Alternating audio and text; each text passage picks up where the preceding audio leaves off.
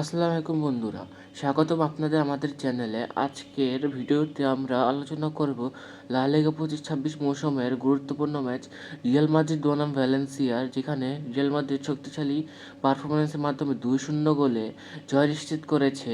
ভিডিওটি শেষ পর্যন্ত দেখুন, কারণ আমরা তুলে ধরব ম্যাচের গোল, পারফরম্যান্স অ্যানালাইসিস এবং এই জয়ের গুরুত্ব।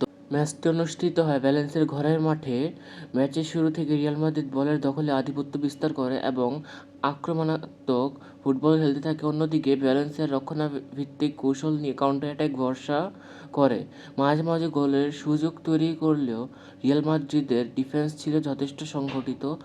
দ্বিতীয়ার্ধে ম্যাচের মোড় ঘুরে দেয় 65 মিনিটে আলভারো গ্যারেরাস একটি নিখুঁত ফিনিশিংয়ের মাধ্যমে রিয়াল মাদ্রিদকে লিড এনে দেন। এরপর ম্যাচের ইনজুরি টাইমে 90+1 মিনিটে কিলিয়ান এমবাপ্পে তার গতিময় আক্রমণে দ্বিতীয় গোলটি করেন এবং চূড়ান্ত ফলাফল নিশ্চিত করে দেন। চূড়ান্ত স্কোরলাইন দাঁড়ায় ভ্যালেন্সিয়া 0, রিয়াল মাদ্রিদ 2। এই ম্যাচে রিয়াল মাদ্রিদ পজিশন, পাসিং এবং আক্রমণাত্মক ঘটনায় স্পষ্টভাবে এগিয়ে ছিল। মিডফিল্ড থেকে আক্রমণ পর্যন্ত তাদের সমন্বয় ছিল প্রশংসনীয়। কিলিয়ান এমবাপ্পে আবারও প্রমাণ করেন তিনি শুধু গোল স্কোরার নন, বরং দলের আক্রমণের প্রধান চালিকা শক্তি।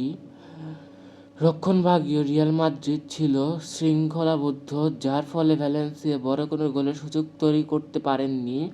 এই জয়ের মাধ্যমে রিয়াল মাদ্রিদ লা লিগা টেবিলের শীর্ষস্থান ধরে রাখার লড়াইয়ে বার্সেলোনার সঙ্গে সমানতালে এগিয়ে রয়েছে। এই 3 পয়েন্টের টেবিলের রেসে রিয়াল মাদ্রিদের জন্য অত্যন্ত গুরুত্বপূর্ণ ভূমিকা রাখবে। তো বন্ধুরা, রিয়াল মাদ্রিদ বনাম ভ্যালেন্সিয়ার ম্যাচটি নিয়ে আপনাদের মতামত কি? আপনার মতে ম্যান অফ দ্য ম্যাচ কে হওয়া উচিত? কমেন্টে জানাতে ভুলবেন না। ভিডিওটি ভালো লাগলে লাইক দিন, সাবস্ক্রাইব করুন এবং ফুটবলের সর্বশেষ আপডেট পেতে বেল আইকনে ক্লিক করুন। দেখা হবে পরবর্তী ভিডিওতে। ধন্যবাদ।